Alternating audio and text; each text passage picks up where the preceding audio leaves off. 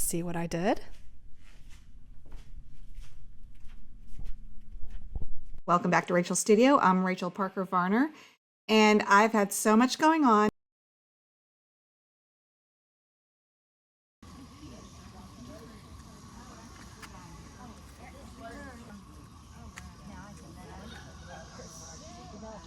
My husband and I, separate marriage, we were engaged. And I'm so sorry. I have not posted a video in forever. I've been painting a lot. I've been posting a lot to my online students on Patreon. But as far as posting on my YouTube channel, I haven't been except over on my community tab. So if you follow me on my community tab, you know that I have been painting, but it's just, I haven't had time to edit. And let me tell you why. First off, I'm going to be participating in a very large online event that I will be announcing in just a few days. And I'm going to be painting a super beginner friendly painting for that of flowers, and that is going to be free. So stay tuned for that. There's going to be a lot of free, really good content coming out related to this event that I'm was invited to participate in. And then I'm going to be doing a full real-time tutorial, maybe of this picture. I've been working on this picture right here. Be on the lookout for that. But I did a thing, and I need help with decorating the thing. So let me show you what I did. I got a studio. This is my very first studio outside of my home, and I am so excited. If you guys have any ideas of how to set it up, I'm kind of overwhelmed, but it's going to be fun. What do you think?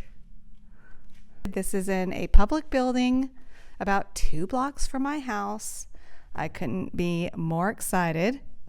It is about 400 square feet, and I got a good deal on it.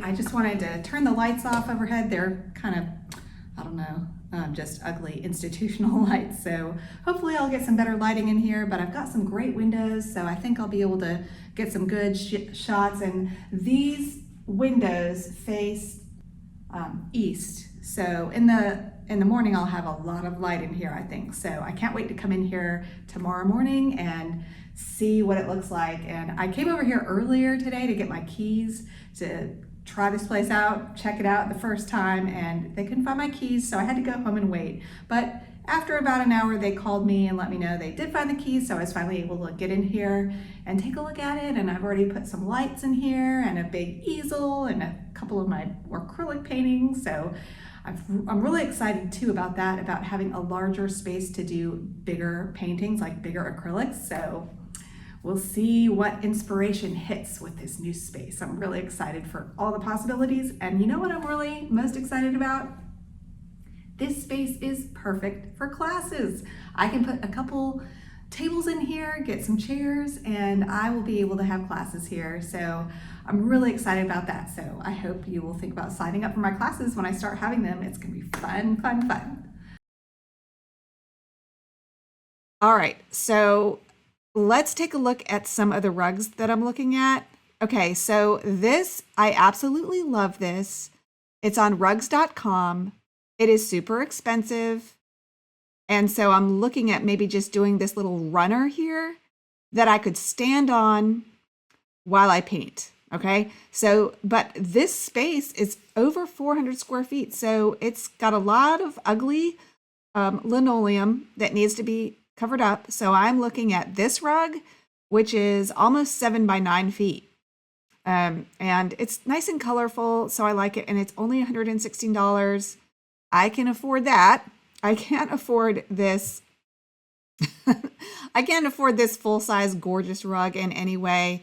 It's too thick because I'm going to get rolling chairs, which I'll show you that in a minute.